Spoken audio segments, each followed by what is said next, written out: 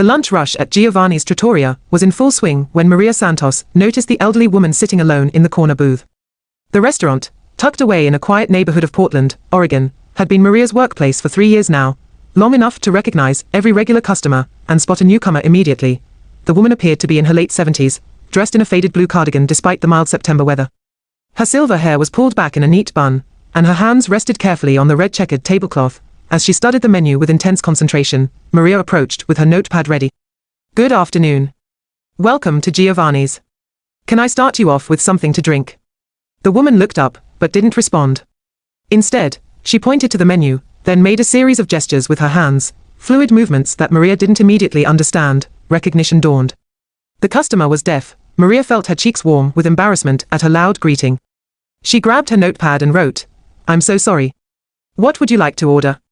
The woman's face broke into a warm smile. She took the pen Maria offered and wrote back in elegant cursive, "Minestrone soup and water, please. Thank you for being patient." As Maria headed to the kitchen, she heard a snicker from table 7. Brandon, one of the other servers, was watching with his arms crossed.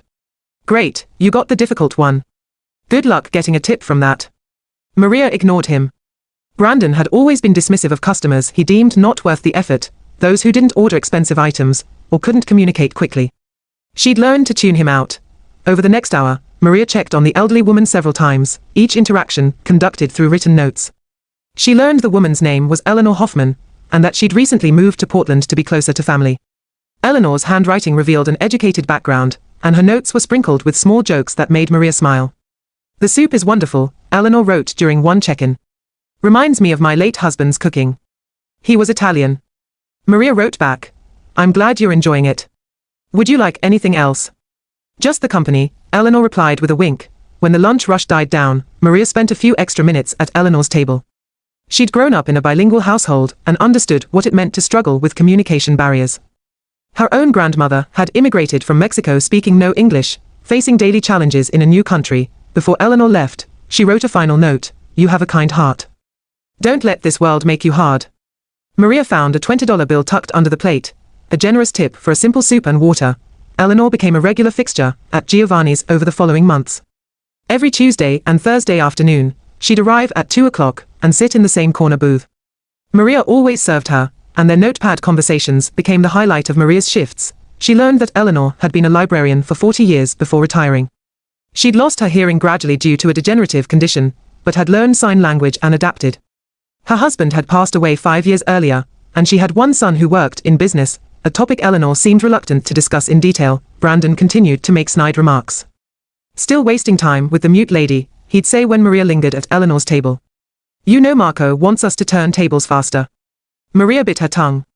Marco, the restaurant owner, had never complained about her service. In fact, he'd praised her customer relationships. One cold November afternoon, Eleanor arrived looking troubled. Her usual smile was absent, and her hands shook slightly as she wrote her order. "Is everything okay?" Maria wrote. Eleanor hesitated before responding, "Family troubles. My son wants me to move into a nursing facility. Says I can't manage on my own anymore." Maria's heart sank. "Do you want to go?" "No. I like my independence. But he's very insistent. Very controlling." Over the next few weeks, Eleanor shared more details in their written exchanges.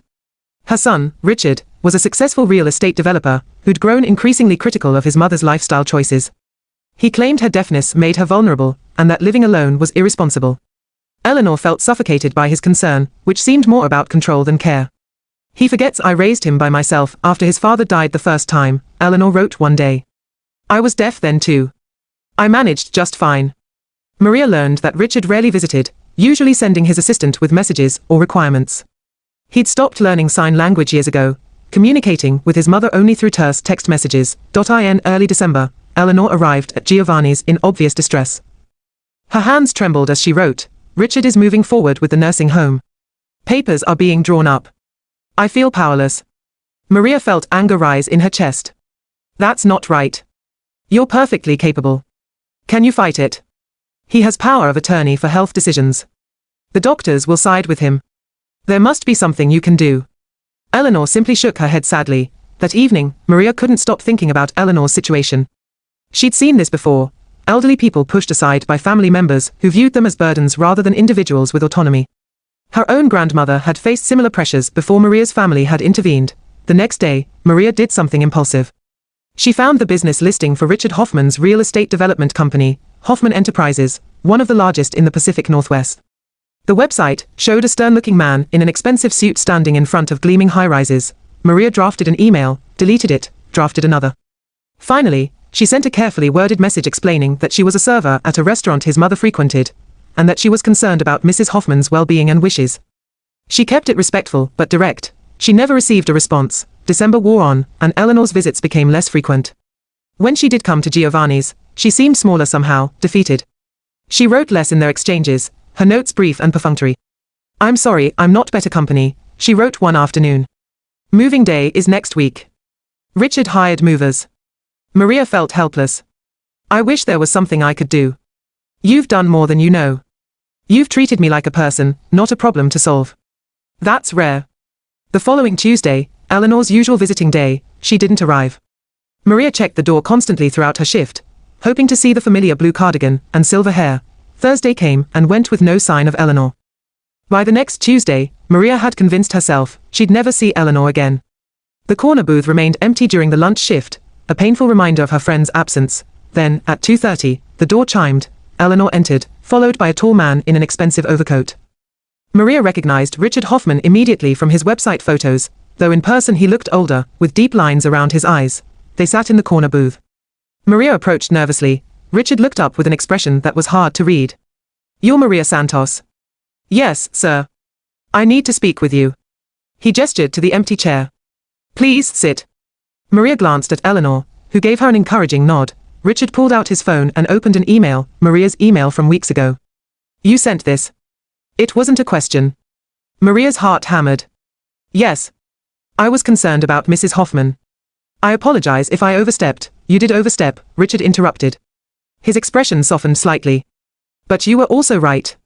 Maria blinked in surprise. Richard leaned back, running a hand through his graying hair. "I received your email in the middle of a very busy acquisition. My initial reaction was anger. Who was this waitress telling me how to care for my own mother? I nearly had my lawyer send a cease and desist letter." Maria felt her stomach drop. "But something made me pause. Maybe it was the way you wrote about her, not as an elderly deaf woman who needed managing, but as Eleanor. As a person with preferences and dignity." He looked at his mother with an expression of deep regret. "I realized I'd stopped seeing her that way years ago." Eleanor reached across the table and squeezed her son's hand. Richard continued, "I cancelled the nursing home arrangement. I've spent the last 2 weeks actually talking with my mother, really talking, not just issuing instructions. I've started learning sign language again. It's been 20 years since I stopped, and I'm rusty, but..." He made a few awkward signs that caused Eleanor to smile. "I'm trying." Maria felt tears prick her eyes. "I'm so glad. We're working on a new arrangement," Richard said. "A companion comes to help with certain tasks, but mother keeps her apartment and her independence. And I visit. Actually visit, not just send my assistant." Eleanor pulled out her notepad and wrote, "Thank you for caring enough to interfere." Maria laughed through her tears. "I was worried I'd made things worse." Richard shook his head. "You did what I should have done. You listened to what she wanted instead of assuming you knew best." He paused. "I've been so focused on building my company, on success and acquisitions, that I forgot the most important thing I ever built was a relationship with my mother." They stayed at Giovanni's for 2 hours that afternoon, far past the lunch rush. Richard asked Maria about herself, and she shared stories about her own family, her grandmother, her dreams of eventually opening a community center that offered services for immigrant families. When they finally prepared to leave, Richard handed Maria a business card. "I want to help with that community center. Consider this a formal investment inquiry, but only if you're interested. No pressure." Maria stared at the card, stunned. I don't know what to say." "Say you'll think about it," Eleanor wrote. "And say you'll keep our Tuesday and Thursday tradition. I need someone to share soup with." "Of course," Maria managed. "Always." As Maria watched them leave together, Richard's hand gently guiding his mother's elbow, she thought about the path that had led to this moment. A simple choice to be patient, to see someone's humanity instead of their limitations, had rippled outward in ways she never imagined. Brandon appeared at her elbow, having witnessed the entire exchange. Was that Richard Hoffman? The billionaire developer? Eleanor's son, Maria corrected. And yes. Brandon looked dumbfounded. "You knew she was connected to." "I knew she was Eleanor," Maria said firmly. That's all that mattered. That evening, as Maria cleaned the corner booth, she found a note tucked under the salt shaker in Eleanor's elegant handwriting. Kindness is never wasted. It may not always be rewarded, but it always matters. Thank you for reminding my son, and me, that some things are more valuable than money or convenience. You saw me when others looked away. That is the greatest gift anyone can give. Beneath Eleanor's signature was a postscript in different handwriting. Richards, the investment offer is genuine. But more importantly, thank you for being the person I forgot how to be. R.H. Maria carefully folded the note and placed it in her apron pocket, carrying it like a talisman. She didn't know if she'd take Richard up on his offer. That would require thought and planning. But she knew one thing with certainty. She'd continue showing up, treating each customer with dignity, and remembering that everyone who walked through Giovanni's doors was someone's mother, someone's child, someone's whole world. That was worth more than any tip, any recognition, any reward. The story of the waitress and the silent patron spread through the restaurant industry in Portland over the following months, though the details became distorted with retelling. Some claimed Maria had saved Eleanor's life. Others said Richard had given her $1 million. Brandon told people he'd been the one who initially connected them, a lie Maria didn't bother correcting. The truth was simpler and more profound. In a world that often moved too fast to notice, one person had chosen to slow down, to listen, to care. And that choice had changed everything.